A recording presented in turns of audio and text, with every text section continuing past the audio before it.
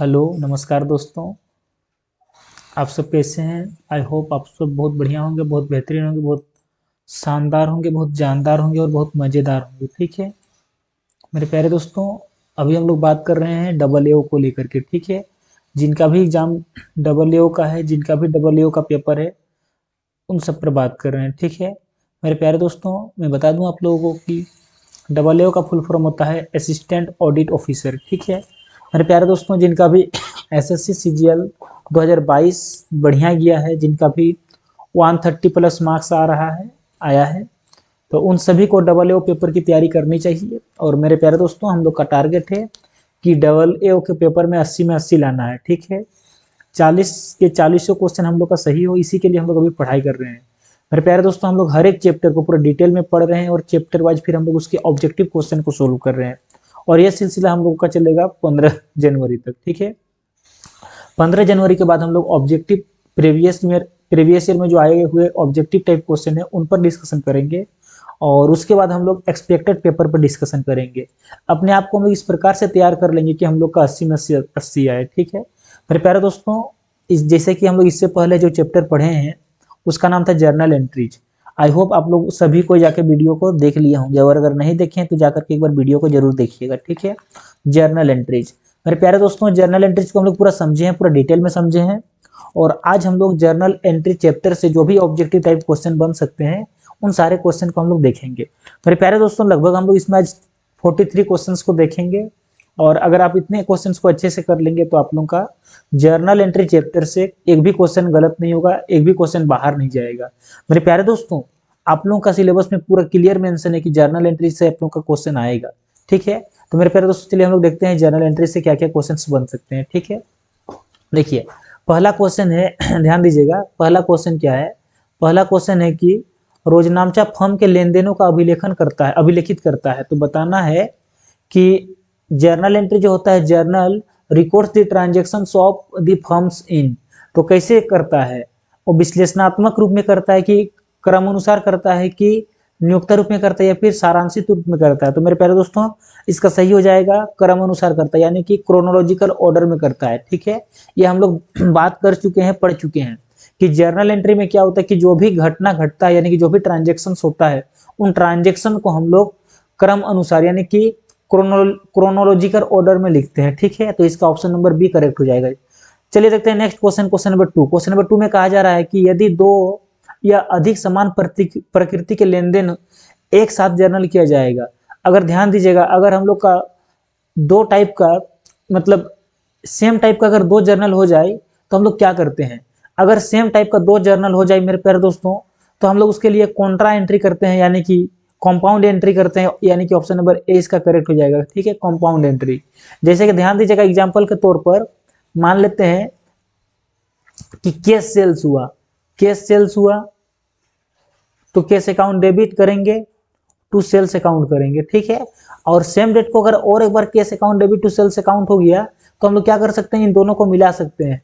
तो अगर हम दोनों को मिला देंगे तो उसे हम लोग क्या कहेंगे? उसे हम लोग कंपाउंड एंट्री यानी कि ऑप्शन नंबर ए कहेंगे। ठीक है, चलिए देखते हैं दोस्तों next question, question number 3। Question number 3 में क्या कहा जा रहा है, ध्यान दीजिएगा। क्वेश्चन नंबर 3 में कहा जा रहा है कि 1000 मूल्य का माल स्वामी द्वारा व्यक्तिगत प्रयोग के लिए लिया गया, इसे जमा किया जाना चाहिए। बताना है कि goods worth ₹1000 taken by proprietor for personal use, तो शुड बी क्रेडिटेड टू, तो हम लोग किसको क्रेडिट करेंगे? तो मेरे प्यारे दोस्तों, इसका जर्नल क्या बनेगा? अगर स्वामी माल निकालता तो इसका जर्नल बनेगा drawing account debit, drawing account debit, और टू माल निकालता तो टू परचेज अकाउंट। ठीक है, तो मेरे प्यारे दोस्तों पूछा है कि हम किसको क्रेडिट करेंगे, तो परचेज को क्रेडिट किए, यानी कि ऑप्शन नंबर 20 का करेक्ट हो जाएगा। ठीक है, आई होप मेरे प्यारे दोस्तों आप सभी को समझ में आ रहा होगा। चीजों को बहुत गहराई से समझने का प्रयास कीजिए, कोई ऐसा चीज नहीं है जो आप लोगों को समझ में ना आए। मैं हर एक पॉइंट को क्लियर करूंगा, हर एक पॉइंट को समझाते हुए चलूंगा। ठीक है, चलिए नेक्स्ट क्वेश्चन को देखते हैं, क्वेश्चन नंबर 4। क्वेश्चन नंबर 4 में कहा जा रहा है कि व्यक्तिगत खाता से संबंधित नियम, यानी बताना है कि आपको पर्सनल अकाउंट का रूल क्या है। तो मेरे प्यारे दोस्तों, पर्सनल अकाउंट का जो रूल होता है क्या होता है? Debit the receiver and credit the giver, debit the receiver and credit the giver. देखिए ऑप्शन नंबर सी में दिया हुआ है, ऑप्शन नंबर सी इसका करेक्ट हो जाएगा। ठीक है, चलिए दोस्तों देखते हैं नेक्स्ट क्वेश्चन, क्वेश्चन नंबर 5।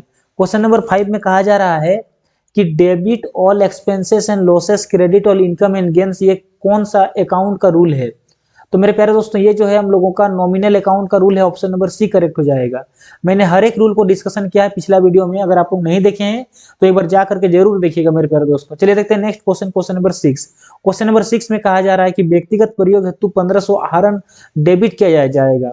तो अगर व्यक्तिगत प्रयोग के हेतु 1500 का आहरण किया तो जर्नल क्या बनेगा? जर्नल बनेगा drawing account debit to cash account. तो मेरे प्यारे दोस्तों पूछ रहा है कि कौन सा अकाउंट को हम लोग डेबिट करेंगे, तो ड्रॉइंग को डेबिट करेंगे, यानी कि ऑप्शन नंबर डी करेक्ट हो जाएगा। ठीक है, चलिए दोस्तों देखते हैं next question, question number 7। Question number 7 में कहा जा रहा है कि अरुण द्वारा वरुण को छूट दिया गया। ध्यान दीजिएगा, अरुण ने वरुण को छूट दिया। एक अरुण है और एक वरुण है। अरुण ने छूट दिया किसको? वरुण को। वरुण को छूट दिया, अरुण द्वारा वरुण को छूट दिया। तो अरुण के लिए लॉस है, छूट देना लॉस होता है, और वरुण को छूट मिल गया यानी इसके लिए प्रॉफिट हो गया। इसको प्रॉफिट हो गया, इसका लॉस हो गया। तो बताना है कि अरुण की पुस्तक में हम लोग पुस्तक में निम्नलिखित में से क्या किया जाएगा? तो अरुण का पुस्तक में हम लोग क्या करेंगे? तो मेरे प्यारे दोस्तों अरुण का पुस्तक में जो डिस्काउंट दे रहा है यानी कि छूट दे रहा है, तो छूट को हम लोग क्या करेंगे? डेबिट करेंगे। ठीक है, क्या करेंगे? डेबिट करेंगे। तो देखिए कौन सा ऑप्शन मैच कर रहा है मेरे प्यारे दोस्तों? ऑप्शन नंबर ए देखिए क्या कहा जा रहा है कि वरुण के खाते को जमा और डिस्काउंट अलाउड खाते को नाम कीजिएगा। बिल्कुल सही, वरुण को हम लोग क्रेडिट करेंगे और डिस्काउंट अलाउड को हम लोग डेबिट करेंगे। ऑप्शन नंबर ए इसका करेक्ट हो जाएगा। ठीक है, चलिए समझते हैं नेक्स्ट क्वेश्चन को। नेक्स्ट क्वेश्चन में क्या कहा जा रहा है? तो नेक्स्ट क्वेश्चन में देखिए मेरे प्यारे दोस्तों क्या कहा जा रहा है, क्वेश्चन नंबर 8 है। क्वेश्चन नंबर 8 में कहा जा रहा है कि ध्यान दीजिएगा क्या कहा जा रहा है कि पूर्व में अपलिखित डूबत ऋण को से प्राप्त। देखिए अगर हम लोग पहले ही कोई चीज को हम लोग लिख दिए हैं, है ना, रिकवरी ऑफ बेड डेप्ट, अगर हम लोग का बेड डेप्ट मतलब जो रिकवरी हो गया तो उसको हम लोग क्या करेंगे? ध्यान दीजिएगा, मान लेते हैं कि मेरा बेड डेप्ट मान लेते हैं कि मेरा 5000 था। ठीक है, ऐसा मान के चल रहे थे कि 5000 मेरा बेड डेप्ट है यानी कि डूब रहा है। लेकिन अगर उसको मेरा रिकवर हो जाए यानी कि जो हम सोच रहे थे कि मेरा डूब गया, अगर वह पैसा हमको फिर से वापस हो जाएगा तो हम उसको क्या करेंगे? तो मेरे प्यारे दोस्तों ये हम लोगों के लिए प्रॉफिट हो जाएगा। तब क्या हो जाएगा? प्रॉफिट। और प्रॉफिट को हमेशा कहाँ करते हैं? क्रेडिट में करते हैं। ऑप्शन नंबर डी इसका करेक्ट हो जाएगा। ठीक है, चलिए देखते हैं next question, question number 9। Question number 9 में क्या कहा जा रहा है? क्वेश्चन नंबर 9 में कहा जा रहा है कि ट्रेड डिस्काउंट आर, बताना है कि व्यापारिक छूट क्या होता है ना। ट्रेड डिस्काउंट जो व्यापारिक बट्टे होते हैं, तो व्यापारिक बट्टे को हम लोग व्यापारिक बट्टे से रिलेटेड आपको ऑप्शन को पढ़ के देना है कि क्या होता है। तो ध्यान दीजिएगा, जो भी हम लोग का ट्रेड डिस्काउंट होता है, ट्रेड डिस्काउंट को हम लोग बुक में नहीं लिखते हैं। मेरे प्यारे दोस्तों आप लोगों को मैं बता दूं कि डिस्काउंट होता है दो प्रकार का, एक होता है ट्रेड डिस्काउंट और एक होता है कैश डिस्काउंट। ट्रेड डिस्काउंट को नहीं लिखते हैं और कैश डिस्काउंट को लिखते हैं। तो ऑप्शन नंबर बी इसका करेक्ट हो जाएगा। ठीक है, चलिए देखते हैं next question, question number 10। Question number 10 में कहा जा रहा है कि रोजनामचा एक पुस्तक है। तो बताना है कि रोजनामचा एक कैसी पुस्तक है, यानी कि journal is a book of. तो मेरे प्यारे दोस्तों जर्नल जो है एक ओरिजिनल बुक है, यानी कि ऑप्शन नंबर ए इसका करेक्ट हो जाएगा। चलिए देखते हैं next question, question number 11। Question number 11 में कहा जा रहा है कि रोजनामचे में लेन देन का लेखा करने की प्रक्रिया को क्या कहते हैं? तो रोजनामचे में लेखे की प्रक्रिया को जर्नलाइजिंग कहते हैं, यानी कि रोजनामचाकरण कहते हैं। यानी जर्नल बनाने की प्रक्रिया को जर्नलाइजिंग कहा जाता है। ठीक है, जिस प्रकार से आप लोग पढ़ाई कर रहे हैं तो पढ़ाई करने की प्रक्रिया को स्टडिंग कहते हैं, उसी प्रकार से जर्नल एंट्री बनाने की प्रक्रिया को जर्नलाइजिंग कहा जाता है। इस बात को मेरे प्यारे दोस्तों याद रखिएगा। चलिए देखते हैं next question, question number 12। Question number 12 में कहा जा रहा है कि लेन देन की संक्षिप्त व्याख्या को क्या कहते हैं? जो भी लेन देन होता है, जो भी ट्रांजेक्शन होता है, अगर उसको हम लोग ब्रीफ एक्सप्लेनेशन करते हैं तो उसको हम लोग क्या कहते हैं? मेरे प्यारे दोस्तों लेन देनों का अगर हम लोग ब्रीफ एक्सप्लेनेशन करते हैं तो उसको हम लोग नरेशन कहते हैं, यानी कि स्पष्टीकरण कहते हैं। ऑप्शन नंबर सी करेक्ट हो जाएगा। ठीक है, चलिए देखते हैं next question, question number 13। Question number 13 में कहा जा रहा है कि एक से अधिक नाम और जमा करने की प्रविष्टि को क्या कहते हैं? जिसमें एक से अधिक डेबिट और एक से अधिक क्रेडिट अगर होता है तो उस प्रविष्टि को हम लोग क्या कहते हैं? तो मेरे प्यारे दोस्तों अभी हम लोग देख चुके थे कि उसको हम लोग क्या कहते हैं, यानी कि कॉम्बाइंड एंट्री कहते हैं। जब दो या दो से अधिक मिला देंगे, जैसे कि दो डेबिट था, दोनों डेबिट को मिला दिए, दो क्रेडिट था, दोनों क्रेडिट को मिला करके अगर एक एंट्री बना दिए तो वैसे एंट्री को हम लोग कॉम्बाइंड एंट्री यानी कि मिश्रित लेखा कहते हैं। आई होप मेरे प्यारे दोस्तों आप सभी को A to Z समझ में आ रहा होगा। ऐसा कुछ भी नहीं है जो आप लोगों को समझ में ना आए। मैं पूरी समझाने का प्रयास कर रहा हूँ। चलिए देखते हैं next question, question number 14। Question number 14 में कहा जा रहा है कि दान के लिए दिया गया माल किस खाते के अंतर्गत आएगा। तो मेरे प्यारे दोस्तों, अगर आप दान में किसी सामान को दिए हैं, यानी कि कोई माल जो है मान लेते हैं दान में दे दिए, तो आप उसको किस कैटेगरी के अंतर्गत रखेंगे, किस अकाउंट के अंतर्गत रखेंगे। तो मेरे प्यारे दोस्तों, इसका सही ऑप्शन हो जाएगा ऑप्शन नंबर बी, यानी कि उसको लोग परचेज अकाउंट के अंतर्गत रखते हैं। क्यों? क्योंकि हम लोग खरीद के लाया हुआ चीज को दान में दिए, तो परचेज अकाउंट को इफेक्ट करता है ना, तो परचेज अकाउंट के अंतर्गत रखेंगे। देखिए, चोरी, आग इत्यादि, जैसे चोरी होता है, कभी कभी आग लग जाता है, तो इन सबसे हानि होता है, तो इन सारे हानियों को हम लोग किस अकाउंट के अंतर्गत रखेंगे। तो मेरे प्यारे दोस्तों, इन सभी को हम लोग नॉमिनल अकाउंट के अंतर्गत रखेंगे, क्योंकि जो भी प्रॉफिट एंड लॉस से रिलेटेड होता है उन सभी को हम लोग कहाँ रखते हैं मेरे प्यारे दोस्तों, उन सभी को हम लोग नॉमिनल अकाउंट के अंतर्गत रखते हैं। चलिए देखते हैं next question, question number 16। Question number 16 में कहा जा रहा है कि एक कर्मचारी ने माल चुराया। एक कर्मचारी है, एन एम्प्लॉय, है ना, स्टोल्ड मतलब गुड्स। अगर कोई कर्मचारी है, उसने अगर स्टोल किया गुड्स को, यानी कि चुराया है, तो हम लोग उसे किस खाते में हम लोग लिखेंगे। तो मेरे प्यारे दोस्तों, उसके लिए होता है debit loss by theft account, यानी कि ऑप्शन नंबर डी करेक्ट हो जाएगा।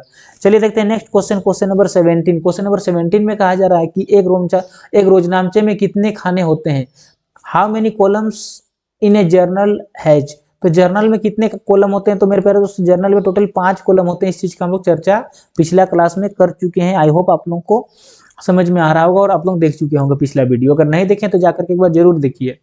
देखिए क्वेश्चन नंबर 18। क्वेश्चन नंबर 18 में क्या कहा जा रहा है कि एक कपड़े के व्यापारी द्वारा सेकेंड हैंड कंप्यूटर का क्रय को अभिलेखित किया जाएगा। अगर एक कपड़ा का व्यापारी, यानी कि उसके लिए माल, देखिए माल किसे कहते हैं, जिस चीज का जो व्यापार करता है उस वस्तु को, उसके लिए माल कहा जाता है। तो मेरे प्यारे दोस्तों, यहाँ पर बात हो रहा है कपड़े व्यापारी की, यानी कपड़ा जो होता है, कपड़ा जो होगा उस व्यापारी के लिए माल कहलाएगा। लेकिन जो जब अगर एक सेकेंड हैंड कंप्यूटर लेता है, तो सेकेंड हैंड कंप्यूटर उसके लिए माल नहीं कहलाएगा, क्योंकि जिस चीज का लेन देन होता है उस चीज को माल कहते हैं। तो एक कपड़ा दुकान में कपड़ों का लेन देन होता है, तो कपड़े उसके लिए माल हो सकता है, लेकिन सेकेंड हैंड कंप्यूटर उसके लिए माल नहीं हो सकता है। तो मेरे प्यारे दोस्तों, अगर वो क्रय करता है तो उसको कहाँ पर लिखेंगे, है ना, सिंपल सी बात है। अगर कोई कपड़ा का व्यापारी है और अगर वह एक सेकेंड हैंड लैपटॉप या फिर सेकेंड हैंड कंप्यूटर परचेज करता है, तो उसको कहाँ पर लिखेंगे मेरे प्यारे दोस्तों, उसको हम लोग कहाँ लिखेंगे, जर्नल एंट्री में लिखेंगे। कहाँ लिखेंगे, जर्नल एंट्री में लिखेंगे। ठीक है, चलिए देखते हैं next question, question number 19। Question number 19 में क्या कहा जा रहा है, ध्यान दीजिएगा। क्वेश्चन नंबर 19 में कहा जा रहा है कि पूर्व में अपलिखित, यानी पूर्व में, यानी कि पहले अगर अपलिखित अपर्याप्त ऋण की प्राप्ति होती है, तो उसे हम लोग क्या करते हैं। मान लेते हैं कि जो पैसा हम लोग का पहले डूब रहा था, अगर वो पैसा हम लोग को फिर से मिल गया, यानी कि वापस मिल गया, तो हम लोग क्या करेंगे। तो मेरे प्यारे दोस्तों, उस चीज को हम लोग क्रेडिट करेंगे। कहाँ पर क्रेडिट करेंगे, प्रॉफिट एंड लॉस अकाउंट में क्रेडिट करेंगे। प्रॉफिट एंड लॉस अकाउंट हम लोग तब क्रेडिट करते हैं जब हम लोगों को प्रॉफिट होता है, यानी कि हम लोग का प्रॉफिट हो गया। चलिए देखते हैं next question, question number 20। Question number 20 में कहा जा रहा है कि अपर्याप्त ऋण, यानी कि डूबत ऋण की दशा में किस खाते को क्रेडिट करते हैं। मेरे प्यारे दोस्तों, अगर हम लोग का जब पैसा डूब जाता है, यानी कि जो पैसा हम लोग को नहीं मिलता है, जो पैसा हम लोग को नहीं मिलता उस पैसा को हम लोग कहते हैं डूबत ऋण। अगर डूबत ऋण होता है तो हम लोग किस अकाउंट को, मेरे प्यारे दोस्तों, किस अकाउंट को हम लोग क्रेडिट करते हैं, तो डेटर्स अकाउंट को हम लोग क्रेडिट करते हैं। ऑप्शन नंबर सी करेक्ट हो जाएगा। चलिए देखते हैं next question, question number 21। Question number 21 में कहा जा रहा है कि दान के लिए दिया गया माल किस खाते में डेबिट करेंगे। तो मेरे प्यारे दोस्तों, अगर आप माल को दान में दान दे रहे हैं, अगर आप कोई चंदा मांगने आया फिर दान मांगने आया, तो आप अपना सामान दे दिए, दान दे दिए माल को, है ना, तो आप किस अकाउंट को डेबिट करेंगे। तो मेरे प्यारे दोस्तों, आप लोग किस अकाउंट को डेबिट करेंगे, तो चैरिटी अकाउंट को डेबिट करना पड़ेगा, क्योंकि चैरिटी एक प्रकार का नुकसान है। भले भगवान बदली में देगा अलग बात है, लेकिन फिलहाल के लिए तो नुकसान है, तो नुकसान होने पर हम लोग को डेबिट करना पड़ता है। तो चैरिटी अकाउंट को हम लोग क्या करेंगे मेरे प्यारे दोस्तों, डेबिट करेंगे। ठीक है, आई होप आप लोगों को समझ में आ रहा होगा। चलिए देखते हैं next question, question number 22। Question number 22 में क्या कहा जा रहा है कि कोई रोजनामचा लेखा नहीं किया जाता है। बताना है कि कोई रोजनामचा लेखा नहीं किया जाता है। No journal entry is made for.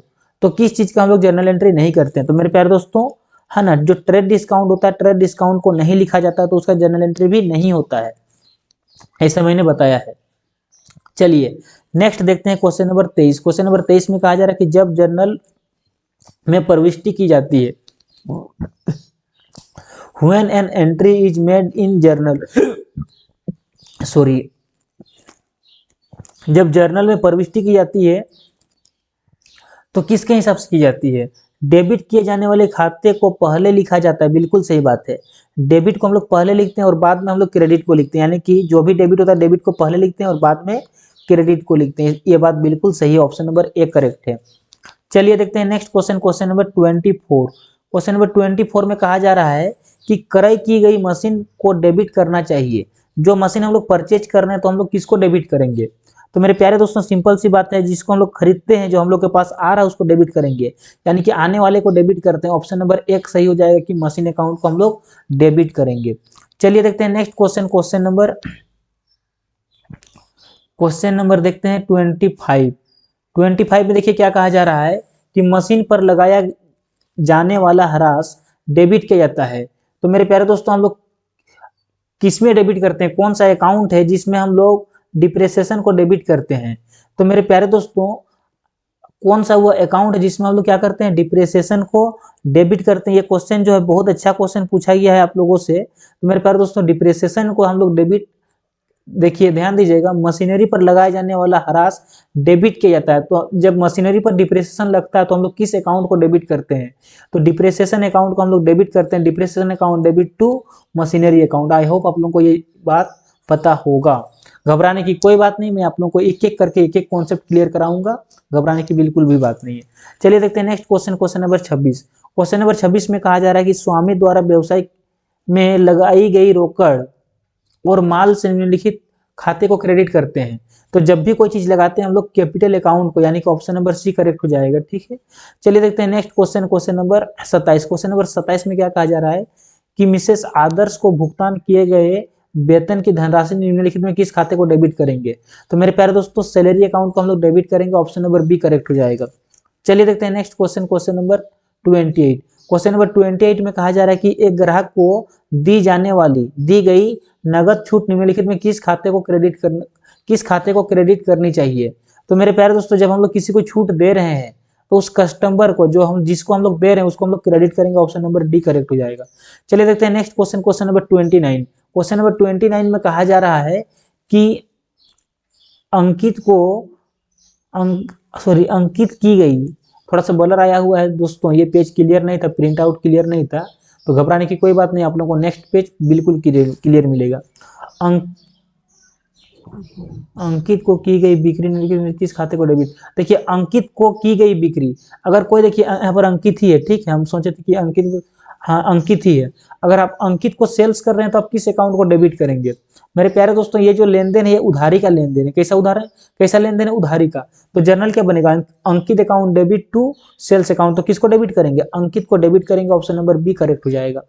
चलिए देखते हैं दोस्तों next question, question number 30। Question number 30 में देखिए क्या कहा जा रहा है, ध्यान दीजिएगा। क्वेश्चन नंबर 30 में कहा जा रहा है कि माधव से लिया गया ऋण, अगर आप माधव से ऋण लिए हैं तो किस खाते को क्रेडिट करेंगे? मेरे प्यारे दोस्तों अगर आप माधव से ऋण लिए हैं तो आप किस खाते को क्रेडिट करेंगे? सिंपल सी बात है, तो माधव अकाउंट को हम लोग क्रेडिट करेंगे। माधव का लोन अकाउंट को लोन फ्रॉम माधव अकाउंट को क्रेडिट करेंगे। ठीक है, cash account debit to loan from Madhav account. चलिए देखते हैं नेक्स्ट क्वेश्चन, क्वेश्चन नंबर, मेरे प्यारे दोस्तों घबराइए बिल्कुल भी नहीं घबराना है। मैं जर्नल का एक एक छोटा छोटा वीडियो बना करके आप लोगों को एक एक क्वेश्चन सोल्व कराना सिखाऊंगा। बिल्कुल भी मत घबराइएगा, प्लीज मत घबराइएगा। बस मेरा हर एक वीडियो सीरीज जितना भी आ रहा है वीडियो को देखिए, आप लोगों का एक एक डाउट क्लियर करा दूंगा। चलिए देखते हैं next question, question number 31। Question number 31 में कहा जा रहा है कि एक ग्राहक द्वारा वापस किया जाने वाले माल को किस खाते में डेबिट करेंगे? तो देखिए हम बेचे थे, बेचा हुआ माल वापस हुआ, यानी कि sales return account debit to उस कस्टमर का नाम लिखेंगे। ठीक है, तो ऑप्शन नंबर बी करेक्ट हो जाएगा। चलिए देखते हैं नेक्स्ट क्वेश्चन, क्वेश्चन नंबर 32। एक कर्मचारी के देय वेतन को किस खाते में क्रेडिट करेंगे? यानी कि अगर हम सैलरी पेड कर रहे हैं किसी एम्प्लॉय को, अगर कोई एम्प्लॉय है मेरा, अगर हम उसको सैलरी पेड कर रहे हैं तो हम लोग किस अकाउंट को क्रेडिट करेंगे?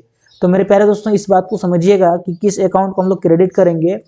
तो देखिए यहाँ पर बात हो रहा है कि देय वेतन का, यानी कि आउटस्टैंडिंग सैलरी का, तो हम आउटस्टैंडिंग सैलरी अकाउंट को क्रेडिट करेंगे, ऑप्शन नंबर सी करेक्ट हो जाएगा। ठीक है, चलिए देखते हैं next question, question number 32। Question number 32 में कहा जा रहा है कि अगर 2000 रुपये का माल अगर आप मुफ्त में नमूने के तौर पर बांट दिए हैं, यानी कि नमूने के तौर पर बांटना मतलब एडवर्टीजमेंट करना, क्या करना? एडवर्टीजमेंट करना। तो मेरे प्यारे दोस्तों अगर आप एडवर्टीजमेंट कर रहे हैं तो जर्नल क्या बनाएंगे? Advertisement account debit to purchase account. ठीक है, आई होप आप लोगों को सबको समझ में आ रहा होगा। चलिए देखते हैं next question, question number 34। Question number 34 में कहा रहा है कि जोनी ने 5000 का मूल्य 20% व्यापारिक बट्टा और 5% नगद बट्टे पर खरीदा है। देखिए उसका एमआरपी कितना लिखा हुआ है, एमआरपी लिखा हुआ है 5000, उसमें हमको ट्रेड डिस्काउंट कितना मिलता है, ट्रेड डिस्काउंट मिलता है 20%। तो अगर 5000 का 20% निकालेंगे तो कितना निकलेगा, 1000। तो 5000 में 1000 घट गया, 5000 में अगर 1000 घट गया तो कितना बचता है, 4000। अब 4000 का क्या मिल रहा है, 4000 पर हमको 5% नगद बट्टा यानी कि 5% कैश डिस्काउंट मिल रहा है, सीडी। तो अगर हम इसका 5% निकालते हैं तो कितना निकलेगा, 200 निकलेगा। यानी कि बात कितना का हो रहा है, 3800 का लेन देन हो रहा है। लेन देन कितना का हो रहा है, 3800 का हो रहा है। तो ऑप्शन नंबर ए इसका करेक्ट हो जाएगा। आई होप मेरे प्यारे दोस्तों आप सभी को समझ में आ रहा होगा, ऐसा कोई चीज नहीं है जो आप लोग को समझ में ना आए, है ना। चलिए देखते हैं अब नेक्स्ट हम लोग क्वेश्चन नंबर 34 के बाद 35 में क्या कहा जा रहा है कि स्वामी द्वारा माल लेने पर किस खाते को क्रेडिट करेंगे। यानी कि परचेज अकाउंट डेबिट, सॉरी स्वामी निकाल रहा है ना, तो drawing account debit to purchase account, option number B correct हो जाएगा। चलिए देखते हैं next question, question number 36। Question number 36 में कहा जा रहा है कि फर्नीचर ढुलाई के लिए भाड़ा दिए। मान लेते हैं कि आप कुछ फर्नीचर खरीद के लाए हैं और उसको ढुलाई के लिए आप भाड़ा दिए हैं, तो कौन से अकाउंट को आप डेबिट करेंगे। तो मेरे प्यारे दोस्तों कैरेज, यानी भाड़ा को हम लोग क्या कहते हैं, भाड़े को हम लोग कैरेज कहते हैं। तो कैरेज अगर आप, अच्छा समझिएगा हम किस चीज के लिए कैरेज किए हैं, फर्नीचर के लिए कैरेज किए हैं। तो मेरे प्यारे दोस्तों जब भी कोई चीज को खरीदते हैं और स्टार्टिंग में जो भी खर्चा करना पड़ता है उसके लिए, उन सभी खर्चों को उसी में जोड़ देते हैं, यानी कि फर्नीचर में ही हम लोग जोड़ देंगे। आई होप आप लोगों को समझ में आ गया होगा। अगर ये खर्चा बाद में करते हैं तो उसके लिए हम अलग से कैरेज इनवार्ड दिखाते हैं। चलिए देखते हैं next question, question number 37। Question number 37 में कहा जा रहा है कि रोजनामचे में लेखा नहीं करते हैं। सिंपल सी बात है, हम लोग ट्रेड डिस्काउंट का लेखा नहीं करते हैं। चलिए देखते हैं next question, question number 38। Question number 38 में क्या कहा जा रहा है, ध्यान दीजिएगा। क्वेश्चन नंबर 38 में क्या कहा जा रहा है, एक सेकेंड रुकिएगा। क्वेश्चन नंबर 38 में कहा जा रहा है कि व्यक्तिगत खाते के साथ खाता शब्द का प्रयोग नहीं किया जाता है ना। बिल्कुल सही बात है। द वर्ड अकाउंट, अकाउंट का जो वर्ड है ये पर्सनल अकाउंट के साथ हम लोग नहीं करते हैं। तो कौन सा ऐसा है जिसमें हम लोग अकाउंट शब्द का प्रयोग नहीं करते हैं। तो मेरे प्यारे दोस्तों जो ट्रायल बैलेंस होता है 38 का डी, ट्रायल बैलेंस में हम लोग क्या प्रयोग नहीं करते हैं, है ना। और जर्नल में भी हम लोग कोई भी अकाउंट का प्रयोग नहीं करते हैं, ठीक है। तो इसका ऑप्शन देना चाहिए था ए एन डी, करेक्ट होना चाहिए था, ठीक है। एक ऑप्शन देता है इसमें ए एन डी, इन दोनों में हम लोग अकाउंट शब्द का प्रयोग नहीं करते हैं, ठीक है। आई होप आप लोगों को समझ में आ रहा होगा। चलिए देखते हैं next question, question number 39। Question number 39 में कहा जा रहा है कि जे एफ का फुल फॉर्म क्या होता है, what is the full form of J F. तो जे एफ का फुल फॉर्म होता है जर्नल फोलियो। क्या होता है मेरे प्यारे दोस्तों, जर्नल फोलियो। यानी कि ऑप्शन नंबर ए इसका करेक्ट हो जाएगा, ठीक है। ऑप्शन नंबर ए करेक्ट हो जाएगा, जर्नल फोलियो इसका सही आंसर है। चलिए देखते हैं next question, question number 40। Question number 40 में कहा जा रहा है कि एल एफ का फुल फॉर्म क्या होता है। तो मेरे प्यारे दोस्तों एल एफ का फुल फॉर्म होता है ledger folio, option number A इसका करेक्ट हो जाएगा। चलिए देखते हैं next question, question number 41। Question number 41 में कहा जा रहा है कि मशीनरी के मरम्मत के 5000 डेबिट करें, सॉरी 500 डेबिट किया जाएगा। तो बताना है कि आप मशीनरी को अगर मरम्मत करा रहे हैं तो आप कौन से अकाउंट को डेबिट करेंगे, यह पूछा जा रहा है। तो मेरे प्यारे दोस्तों अगर हम लोग कोई चीज पर खर्चा कर रहे हैं, जिस चीज पर हम लोग खर्चा कर रहे हैं उसको हम लोग, है ना, डेबिट करते हैं, लेकिन तब जब हम लोग स्टार्टिंग में करते हैं। लेकिन अगर बाद में आप रिपेयरिंग करा रहे हैं तो उसके लिए अलग से रिपेयरिंग का अकाउंट बनाना पड़ेगा। तो ऑप्शन नंबर सी करेक्ट हो जाएगा। स्टार्टिंग में किया गया खर्चा को उसी में जोड़ते हैं, लेकिन अगर बाद में करा रहे हैं तो उसके लिए अलग से बनता है। तो इसके लिए जैसे रिपेयर है तो रिपेयर का अलग बनेगा, है ना। समझाएंगे, घबराने की कोई बात नहीं, क्वेश्चन के माध्यम से समझाएंगे। चलिए देखते हैं next question, question number 42। Question number 42 में कहा जा रहा है कि मशीन पर लगाए जाने वाला हरास को डेबिट करते हैं, तो डिप्रेसिएशन अकाउंट को हम लोग डेबिट करते हैं। ऑप्शन नंबर बी करेक्ट हो जाएगा। चलिए देखते हैं नेक्स्ट क्वेश्चन और आज का इस चैप्टर का लास्ट क्वेश्चन। देखिएगा मेरे प्यारे दोस्तों लास्ट क्वेश्चन क्या है कि व्यापारी द्वारा निजी प्रयोग के लिए निकाले गए 2000 का माल किस खाते को क्रेडिट करेंगे। तो सिंपल सी बात है, परचेज अकाउंट को हम लोग क्रेडिट करेंगे, ठीक है। मेरे प्यारे दोस्तों आई होप आप सभी को समझ में आ गया होगा, और अगर नहीं भी आया तो घबराइए मत, एक वीडियो से कुछ नहीं होता है। अगर आप मेरा सिर्फ एक वीडियो देख लेंगे और बोलेंगे कि सिलेक्शन हो जाएगा तो गलत बात है। आप लोगों को मेरा पूरा वीडियो सीरीज देखना होगा, पूरा वीडियो सीरीज देखिए। आप लोगों का एक भी क्वेश्चन मेरे वीडियो के बाहर में से नहीं आएगा, मेरे ही वीडियो में से आएगा। जितना भी क्वेश्चन आएगा मेरे वीडियो में से आएगा। इस चीज को मैं ओपन प्लेटफॉर्म पर दावा करता हूँ।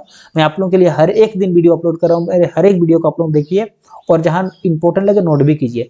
मेरे प्यारे दोस्तों, इस चैप्टर में बस इतना ही। अब हम लोग देखते हैं नेक्स्ट चैप्टर जिसका नाम है लेजर। तो नेक्स्ट चैप्टर में हम लोग लेजर पर डिस्कशन करेंगे, ठीक है। आई होप मेरे प्यारे दोस्तों आप सभी को समझ में आ गया होगा। अगर वीडियो अच्छा लगा तो वीडियो को लाइक कीजिए, चैनल में नया है तो सब्सक्राइब कीजिए और मिलते हैं नेक्स्ट वीडियो में। Thank you.